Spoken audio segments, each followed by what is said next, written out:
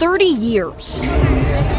Many describing Essence Fest as one big family reunion, saying it serves as a reminder that representation matters. Being around us, loving on us, seeing us, enjoying us, experiencing us, listening to us, jamming with us. The culture here and the people. It's been a blessing. I've been emotional.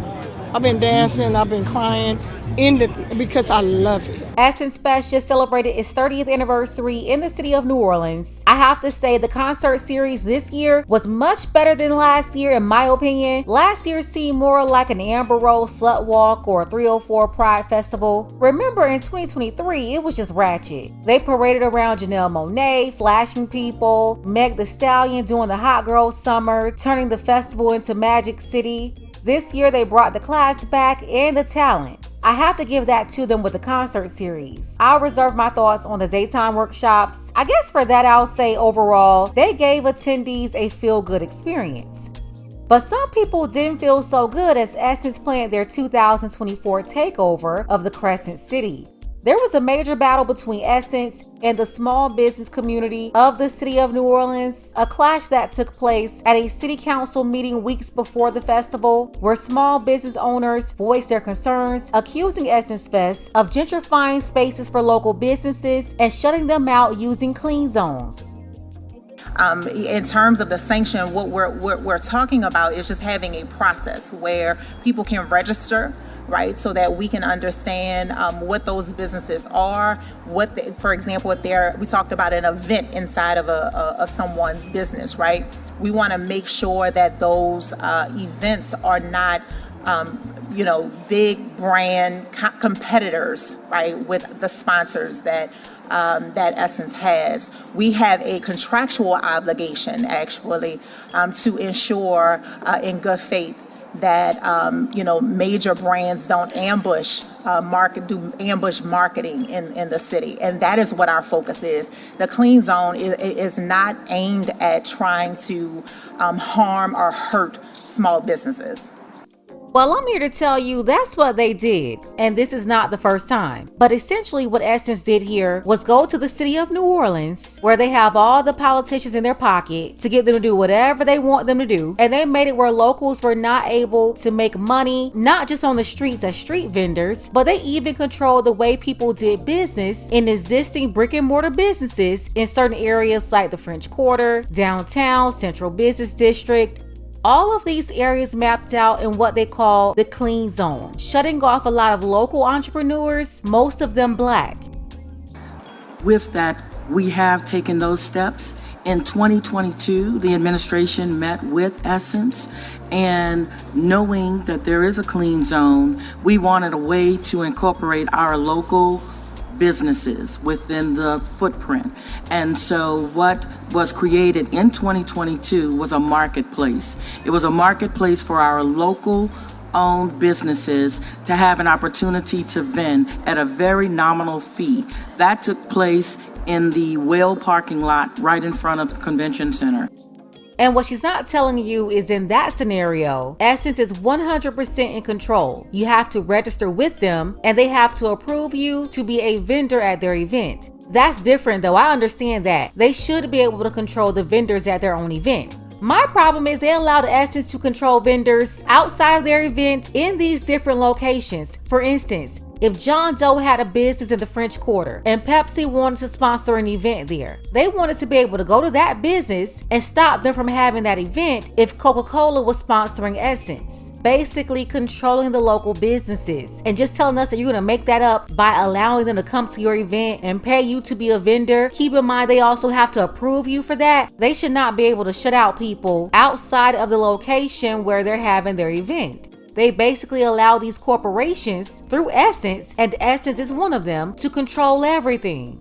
So I just want to make sure that I understand this correctly. So let's say that there is a Black-owned business restaurant on Bayou Road, which there is one, and we all go there.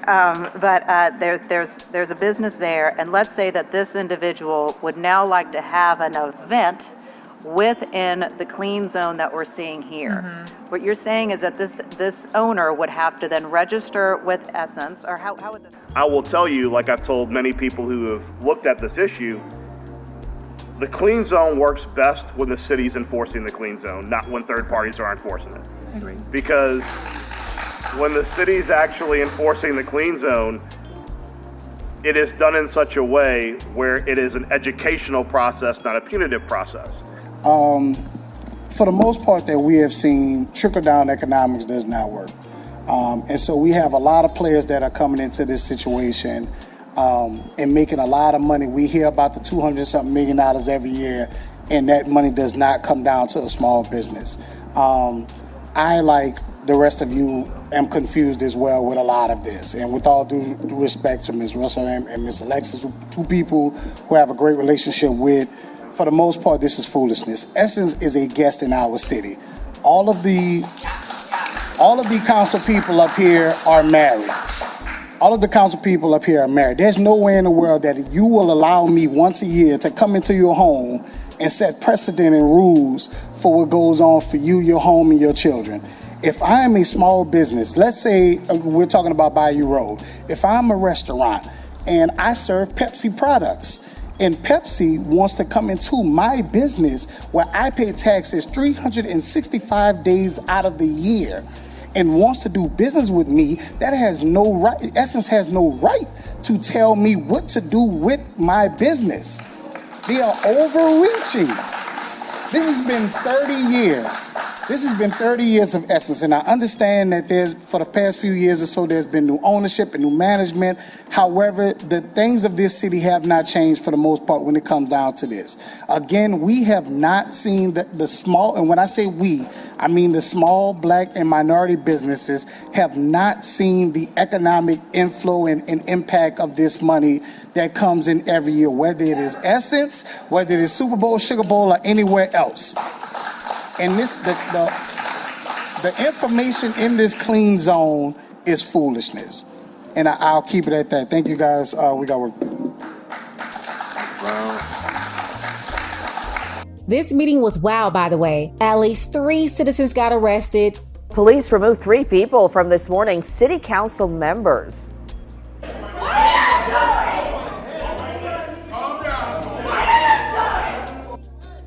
I should say they were removed from the New Orleans City Council.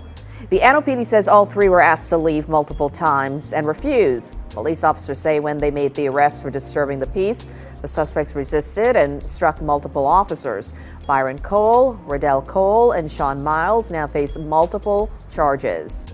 They show up, and this brother right here was 100% right. You're dealing with a majority Black city with majority Black people running the local government, from the mayor to the city council. It's not all Black, but it almost is. And they allow Essence, that's supposed to be a Black company as well, to block Black businesses from operating in the area. And the reason why you really haven't heard about this is because there wasn't a white man to blame. I want to start by saying that I think it's appropriate for me to identify this is not necessarily a matter of trademark, copyright, and infringement and intellectual property protection in terms of my opposition to this clean zone ordinance. We have state, city, federal laws that protect trademark, copyright, intellectual property laws 365 days a year. This is not a matter of that. This is a matter of restricting and banning operations and business operations that occur every single day within our city. And I also want to say that I've been impacted by this 2 years in a row. So in 2022, to go to the example of a competitor coming into the marketplace and hiring a local business to host an event. So in 2022, Spotify had an event at the International House Hotel. They contacted Baldwin & Company, bought almost $20,000 worth of books, and asked us to put a pop-up at the International House Hotel. We set up a pop-up. We gave out all the books for free. They paid $20,000 just for us to give everyone books for free. What this clean zone ordinance does, it disallows activities like that for other individuals and businesses to come inside of the city and help support other local businesses that may not be a part of Essence. And if I may focus on in the year after that. Of course, I understand Essence was said that it has no intentions of shutting down businesses, but they actually did. When they filed a lawsuit, they walked into my business at 7:30 a.m., handed me a subpoena and also a lawsuit saying that I needed to be shut down. So maybe that's not the intent, but that's how it was exercised. So I do agree that the council should take those rights away from third party. And if I may also just point out some of the... Mr. Johnson, your time is up. I'm giving you a couple more seconds to finish your comment. Okay. All right. So I just want to point out some clauses. So there are clauses in Section 3HJK. These clauses, they grant exclusive rights to Essence Communications, allowing them to control commercial activities within the clean zone. They restrict local businesses from advertising, promoting their own goods and services. I also want to point out some disadvantages within clauses 3. It's B, C, D, E, F, G, and I, M. And these clauses collectively limit the ability to local businesses to operate, thereby reducing potential revenue opportunities. Businesses will be particularly disadvantaged as they are effectively excluded from operating. Also, there are constitutional concerns, whereas Section 3, F, H, K, and Section 12, they restrict the sound amplification and advertising and promotional displays that infringe upon the First Amendment and constitutional right of businesses, limiting their ability to communicate with public. Additionally, while creating designated public participation areas, so if I want to protest, if I am opposition of this, then Essence can tell me where I have to protest, and they also designate a time that I can protest. That is a violation of my constitutional rights. I know you're about to tell me I don't have time, so thank you for your time. I appreciate it. These are Black people running all of this. And think about it. All Essence booked was the convention center and the Superdome. Why do they get to tell people what to do for miles and miles, dozens and dozens of blocks outside of their event, and stop people from patronizing local entrepreneurs that don't pay to come to their event or give them sponsorship money? Those businesses should still be able to operate and serve the people downtown, in the French Quarter, and all of those areas. That's crazy. Now, one business that was allowed to promote in the clean zone, I noticed, was Shea Moisture, that used to be owned by Liberian-American entrepreneur Rich Dennis, who sold the company. When he did that some years ago, he made a lot of Black women mad because it's not Black-owned anymore, but they promoted it as a Black-owned business in order to get support. But yeah, Dennis is the new owner of Essence, and Caroline Wanga, who's Kenyan, she's the CEO. Now, although there was some pushback, the city did approve the clean zone, restricting local businesses from high-traffic areas in the city. The New Orleans City Council passed an ordinance that impacts how some do business during the festival. Meg, Essence Fest is known for attracting thousands of people and generating millions of dollars. This afternoon, the New Orleans City Council passed an ordinance creating a clean zone during Essence Fest. The festival is hopeful the council's ordinance will crack down on non-permitted vendors and unsanctioned events. The zone is aimed at regulating vendors and events within a defined area. Before passing the ordinance, the council voted to shrink the footprint of the clean zone, stripped Essence of the ability to approve permits in the clean zone, and stripped its ability to enforce the measures of the clean zone. Some believe the clean zone rules are overly broad, but an Essence representative says this ordinance is about protecting the brand and intellectual property of the festival. There is a difference between clean zone issues and intellectual property issues, right?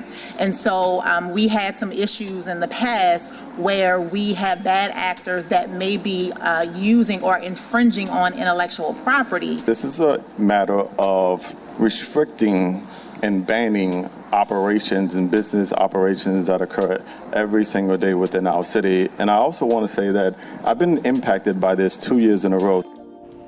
The clean zone will encompass the Superdome, the CBD, Convention Center, and the French Quarter. Several members of the public question the legality of clean zones. Essence says it will grant a free license to small minority women-owned businesses if they're having an event or want to have a logo in their windows. Essence Fest, like many festivals and events, helps the city of New Orleans by bringing in more tourists. Many local businesses say they're cashing in, but not everyone is enjoying the same financial boost. Winston Reed spoke to business owners on both sides of the spectrum. The 30th edition of Essence Fest is projected to be a $300 million moneymaker for New Orleans.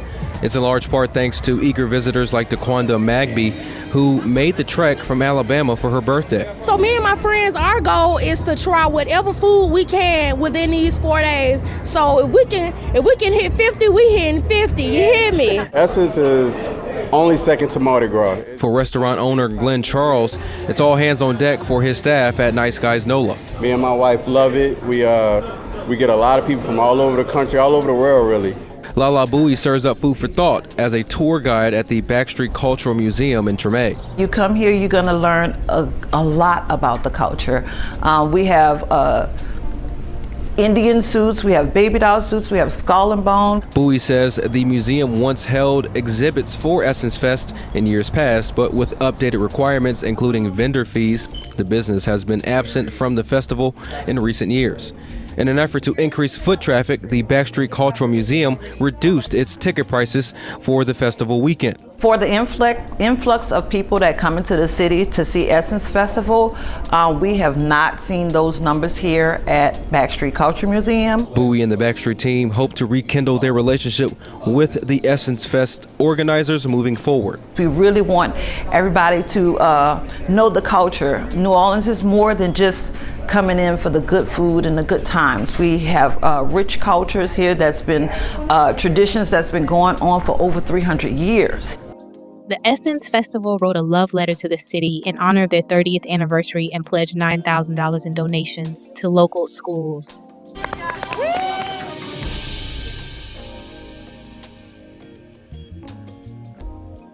Wait a damn minute. Wait a damn. When I first heard that, I was like, $9,000? These people generate millions from Essence. Millions. And not 7 figures, but 8. 9 figures of local impact. Like, really? So they ended up increasing the donation to $45,000. Essence announces it's making a $45,000 donation to support New Orleans schools and programs. Among those chosen to receive the donation are St. Aug, St. Mary's Academy, St. Catherine Drexel Prep, Inspire Charter Schools, NOCA, and the Andre Caillou Center. Essence Festival shared the announcement today on its Facebook page. It says, "We are committed to investing in the future of New Orleans and uplifting our young people." It's one of the many efforts by festival organizers to highlight its relationship with the city as it celebrates 30 years of Essence Fest in New Orleans. I think people should be upset with the local government for allowing their own people to be put at the bottom of the priority list. And yes, a lot of money is being generated, but how is the local government allocating the money? I'm telling you, areas with a bunch of black people is the easiest place to do this at, especially when the local leaders look like us. That's the easiest place to pull something off like this with the least resistance. That's because most black people are walking around brain dead, and as long as you give them food, alcohol, substances, and music, they will completely be distracted. They don't even know the local elected officials in charge of their area, but they can tell you everything that's going on in the shade room. Let's go ahead and get the conversation started. Let me know what you think about this below. Special thank you to Nazir. I appreciate you for all of your support, as well as Tamara, Gil at Night, Caleb, Dark Power, Emmanuel, and Christine. You guys have been pouring in with your support, so I definitely want to thank all of you. Don't forget that you can support this channel as well. Links to Cash App and PayPal are below. Ladies, fellas, want a balanced analysis, want the truth from a woman's perspective? Then you're going to want to subscribe to this channel, and don't forget to like and share.